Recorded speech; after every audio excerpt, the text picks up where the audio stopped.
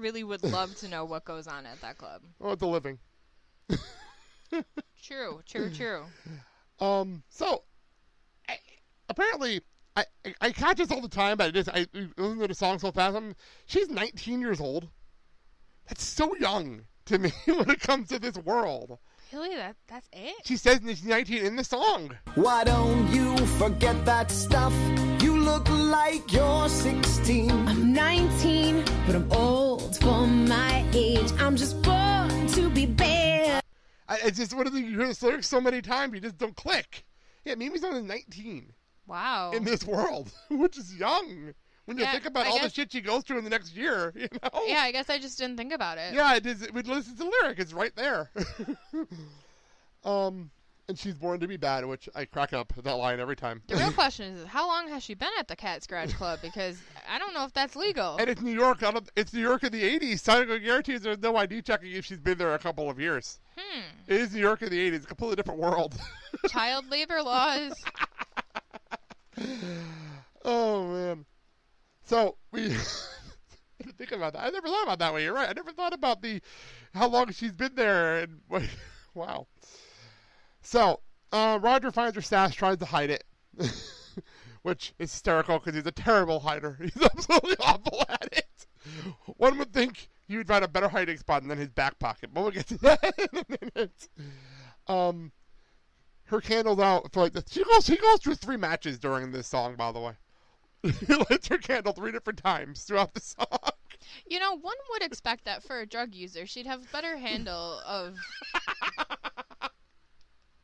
You know, because it's not her first rodeo. No, absolutely not. That was my last match. My razzle just thank God for the moon. Baby, it's not the moon at all. I hear Spike Lee shooting down the street. Bah humbug. Bah humbug. Which is a great line. Now, did Spike Lee actually shoot? So I looked it up. And almost all of his movies in the late early 90s were in New York City.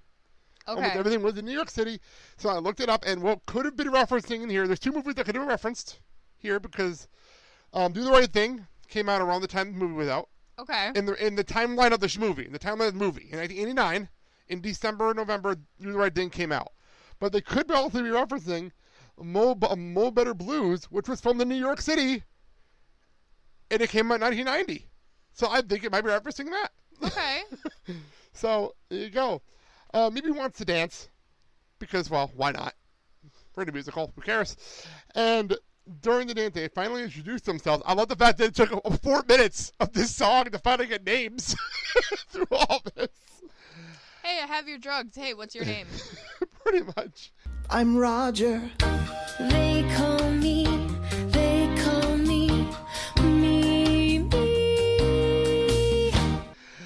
Mimi finds her stash in Roger's back pocket, takes it. I love the showing off motion, just like wagging it in his face, like, gotcha, I got it. Like a little kid when you find a toy that was hidden. Exactly. I feel like we get that from CJ once in a while. We're trying to hide something from him. Oh my gosh. And then she walks out. He's in shock. Like, the look on his face of stunned, like, what the fuck just happened? Like, what just went on in my life in the last few minutes? Who is this woman and what the fuck just happened? Yep. I think he just realized that his world is being turned upside down. Pretty much. And she closes the door, ends the scene, we fade to black, and that is the end of Christmas Eve. And that's the end of where we are. And in the Broadway show, we keep going. Christmas Eve, as we talked about. And this is the first time we finally end a day. We'll continue on in the next day. You said in the pilot you like the fact that we end the day here. Has enough happened for you on this first day? Yeah. Really, this is all about, what, 3 hours of time? Not even? Maybe like an hour and a half of time if you think about it. From the beginning with the song Rent to Benny. Yeah. To Rogers, to Collins and Angel meeting, to this. Yeah, at the risk of mixing and mashing fandoms, there is a lot of day one-ish. I like that. Well done. So, that was a wrestling reference for those of you who didn't get that. Yeah, for those Broadway fans that have no clue what we're referencing, Usos. There you go. I'll play the song here just to make the joke work. Day one is day of down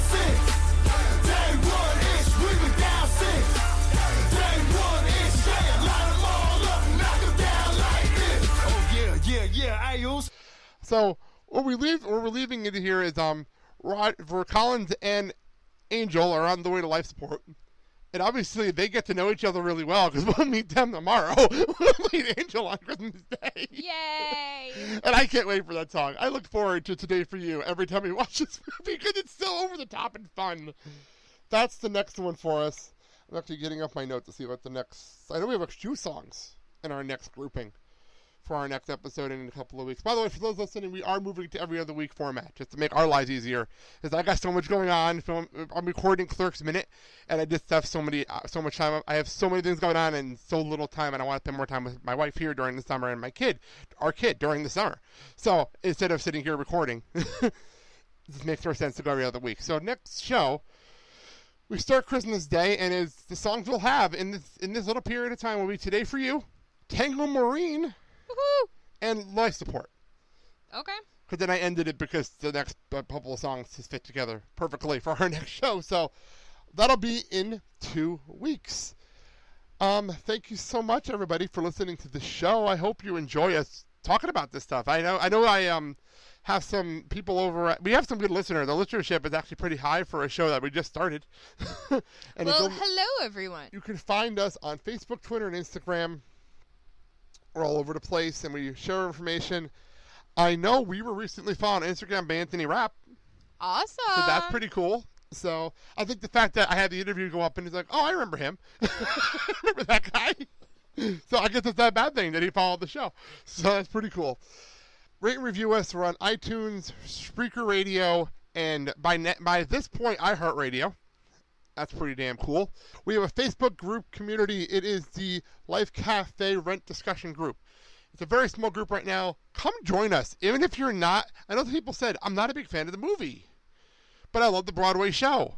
Come talk about that. Tell us what you like. I want to hear this. Someone actually said, when they're hyping us over and everything else, wait a minute, I'm not sure if I can listen to that show because I don't like the movie that much. Well, tell us about it. Tell us what you don't like. I'd love to hear this opinion. I would love this kind of stuff.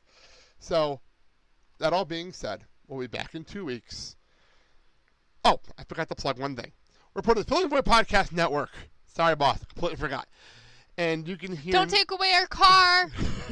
You can hear me on the Blake and Sal Show every single Friday. Pretty much right after listening to this, you can listen to the Blake and Sal Show. That's pretty much how it works.